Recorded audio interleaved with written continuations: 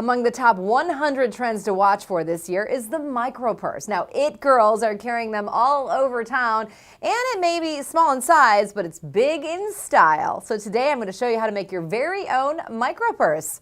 So let's get started. DIY by Jane, brought to you by KaiScissors.com for sharp, smooth, fatigue-free cutting.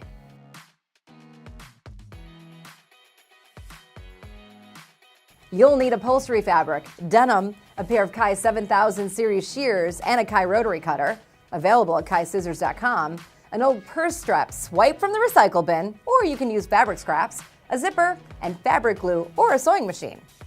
First, using your Kai shears, cut 2 pieces of fabric about 10.5 by 8.5 inches big, one from the denim and one from the fancy fabric. Next, cut the bottom of the denim into fringes about 4 inches long. Now the Kai shears are sharp to the tip, so it makes it easy to create straight cuts for the fringe. To create the fringed look, wet the denim piece and toss it in the dryer. Now this part is optional. You can sew on a zipper or use a buckle or snap for the closure of the purse. With the right sides of the fabric together, sew the sides closed and turn it right side out.